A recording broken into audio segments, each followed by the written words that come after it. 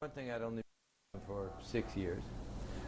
We were students in Imam University, Imam Muhammad University, and it was much simpler back then.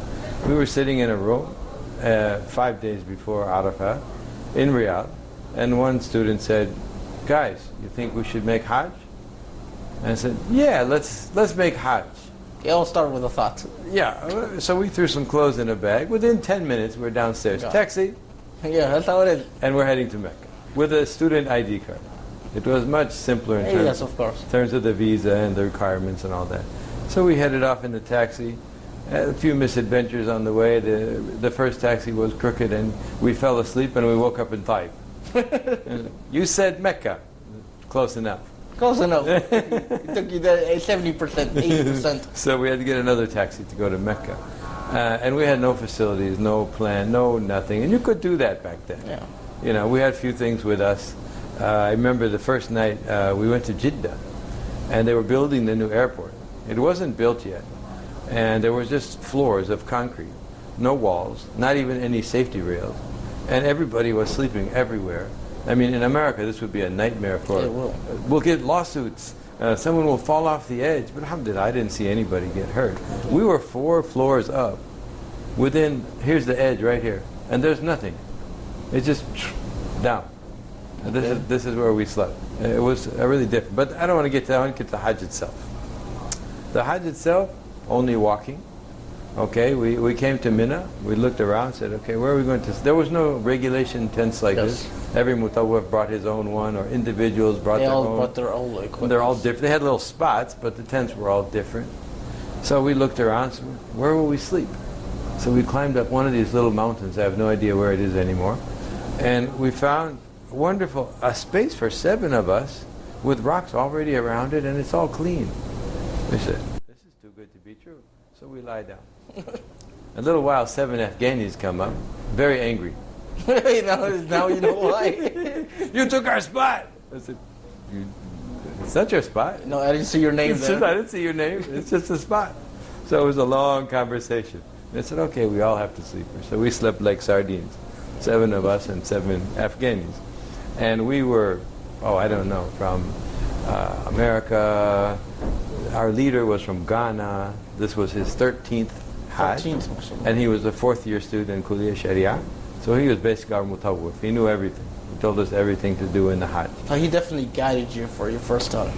No, he didn't gather us. We were all sitting in the room, and we all decided. He guided you. Guided us, yes. Definitely, on everything. Okay, so we had to sleep like sardines, all 14 of us. We had from Pakistan, from Africa, from America. This is one thing it's like everyone has been telling me. MashaAllah, in Islam, and it doesn't matter where you're from, whether you're India or coming here for one purpose, which is the call of Allah, and it's something that's definitely amazing. Because people do not look at you whether where you're from; they look at you as the individual you are, how you carry yourself, and yes, this is something that's very.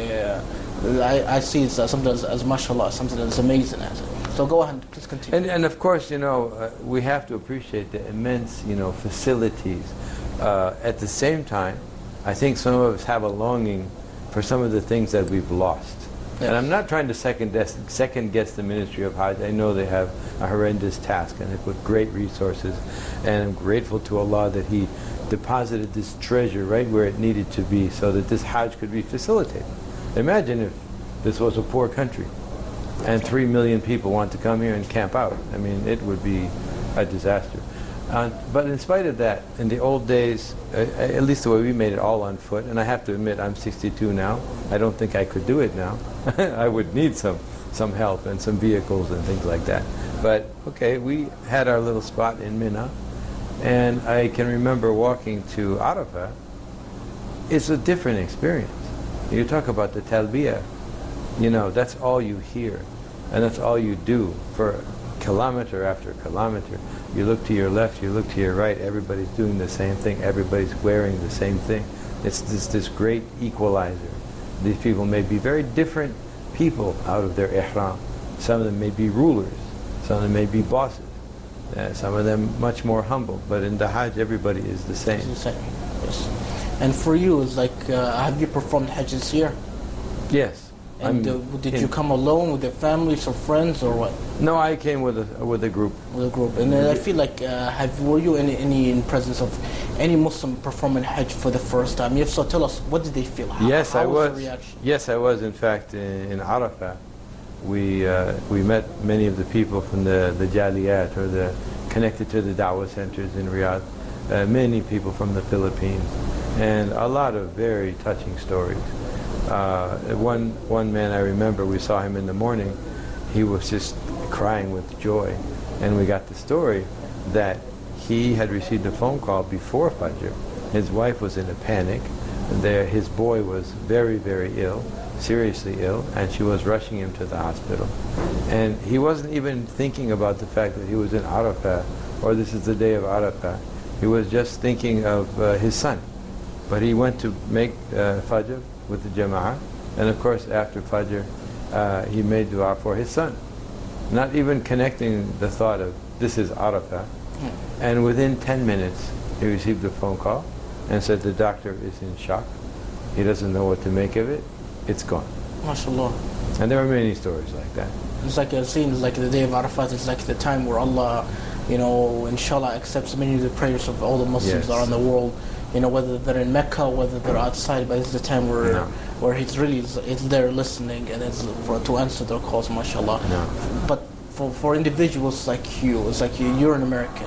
What brought you to Islam? What did someone give you the path to Islam, the guidance? Tell us your story about it. Well, that has a long version and a short version. People ask me very often, how did you become Muslim? And I like to stick to the short version. I said, well, I opened my mouth and I said, Ashhadu an la ilaha illallah wa ashhadu anna Muhammad Rasulullah. Technically, that's how I became Muslim. If they want the long version, I have to ask them, how many hours do you have? So I don't want to, it's too hard for me to explain how I became Muslim. So I have to pick, one or two things to say that influenced me at the time. And I say I was in the city of Mombasa in East Africa. Okay. I went there as a young Ibn Battuta, I guess, with no real objective, just wandering the world. And I knew of the place from being there with my parents briefly during high school. So I went back there, and I really just wanted to learn the language, which is Kiswahili. So in the process of learning the language, somebody gave me this large book, and it was the Quran translated into Swahili. I said, well, great, 1,000 pages, this will work. So at that point, I didn't have any particular interest in the Quran. I wasn't religious in any religion ever before. I just wanted to learn this language. Okay. So I started reading, and with my dictionary, and by the time I got to 100 pages, I'm getting kind of good at it. I'm looking up a lot of words. And the book started to, I don't want to say sneak up on me, but I don't know how else to say this. It's like it gives you better understanding, though. No, it kind of slipped in under the radar. Because I'm not trying to read the Quran. I'm not trying to know what Allah said, or don't even believe that Allah said it. It's just a book to me. I'm trying to learn a language. Okay. So when you first look at it as not a believer or anything, you're like, what's wrong with this book? It's not organized. Where's the chapter on this? How do I read this book? But then after you read a couple hundred pages, you realize that it's just skipping your brain and going to your heart. And there's no other book like it. It's part of the miracle of the Quran. I didn't know any of this at the time. I just knew I'm learning this language, I'm reading this book. But somehow you were touched by it. In fact, not even yet. It was just entering. You got in without you realizing Without me realizing it, until somebody I was close to actually embraced Islam before me. And then people that knew us were like, what about you? What about you? And I was like, no. And they were like, well, why not? And I said, I'm not a religious person. I don't believe in this. But finally, one of them knew to ask me the right questions. And they said, do you believe that in a single creator, that the universe was created? And to be honest, at that moment, it was like I'm up here watching the word yes come out of my mouth. I said, did you really say that? It was a very strange experience, because it wasn't until the question was asked that I realized, yes, of course, I do. And then the next question was, actually there's three questions. A very clever person. I said, do you believe that this deity, this So God, the first question was what again? just do you believe in a creator? Okay. That this universe didn't just happen, it was created and it has a creator. And you said yes. The And I second said question? yes, amazingly to myself. And the second question was, do you believe that this creator, who I guess you could say would be bothered or whatever, that this creator communicated to his creation what pleases him and what doesn't? Or that he sent messages to his creation? I'm like, sure, why not? Why wouldn't he? It's his creation. So that was a yes. And then the last question was, do you believe that this book you have read is that message? And that Muhammad ﷺ is that messenger? And again, a yes appeared out of nowhere, and that was the day I took Shahada. You know, something that's quite amazing, and I'm sure that you've noticed that many Muslims around the world, 30 to 40% are Arabs, and the rest is from different backgrounds. Yes. People do not realize, whether in the United States, because when I was living in Texas, in high school, when I was praying between classes, there was one American kid. I never thought, this is my first realization of that scenario, where 30 to 40% are Arabs of the Muslims around the world. And I should have known better, but I feel like every day, every time we pray, I think it's like a new way of improving ourselves as a Muslim, to perfecting ourselves. And I think that was a realization as one of the times of prayer, mashallah, that, you know, this kid, he was Muslim. He converted to Islam in high school. You know, he felt like, because he had Muslim friends, but he didn't categorize them as Muslim. He categorized as individuals who are righteous, people that they don't like to lie, they don't like to cheat. They do their best to improve themselves in a good life, and this is what brought him to Islam. And when I was praying, the guy, he prayed next to me. I asked you, what are you doing? I asked him. He said, oh, I'm praying. He said, oh, mashallah, are you Muslim? He said, yes. And so I realized that, you know, Muslims are everywhere, mashallah, and it really does not mean what nationality you are. So it can be from anywhere and anywhere they can be Muslims. And I'm sure that have you witnessed something like this in the United States when you were living there? Absolutely, but I think I witnessed it even more on the Hajj, which I guess is kind of our subject tonight. Yes. And I was kind of getting to that also in the walking 14 kilometers or whatever it is to Arafah, that we have this, you know, Allah subhanahu wa ta'ala did say that we are tribes and peoples in order to know one another. And it is one of the ways that we identify, and we hope it doesn't turn into stereotyping or prejudice or something like that. But it is kind of an introductory thing. We know where somebody's from, that gives us an idea. But you find in the Hajj, okay? Yes. You find in the Hajj with thousands and thousands of people around you, you're going to get tired. It's not worth it anymore. You look around, there's no nationality. These are all just Muslims in ihram. And that whole concept kind of evaporates. It's a great equalizer and an important lesson, I think, for Muslims to experience this. Where all these distinctions that we make all the time by nationality, by class, by race, by wealth, they're just gone. Indeed. So definitely something that, you know, for individuals that come here for the first, second, or even third time as you, it comes to realization. And it's something that's very, very important. Definitely thank you so much. Any last words of advice you'd like to tell our dear viewers, our Muslims around the world? Make use of around the world. I was going to talk to the Hajjis, but go ahead.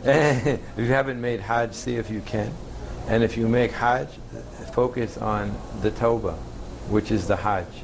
And my own personal experience, I thought of issues, medical issues maybe. If you have a medical issue and you can't eat this food, you will drop that food without a second thought for just a benefit in this life. When you come to Hajj and you go back, drop the small things even. It's talking about someone when they're not there. Things that you slip into on a constant basis. Make them like that food that you're allergic to. Drop it for life, inshallah ta'ala. Take that tawbah, that clean slate that you're given, and don't soil it. Indeed, definitely. Thank you so much, Salim Morgan, for joining us today, especially since you're an individual from the United States coming to perform Hajj for the third time with your family and friends, mashallah. Definitely thank you so much. And for our dear viewers, that was another experience of an individual, a Muslim from the United States. Talking about his experiences, about how he became as a Muslim, and regarding the Hajj for 1436. At the moment, dear viewers, we'll go ahead and take a quick and short another break, and we'll join right after this. Stay tuned. Allahu Akbar.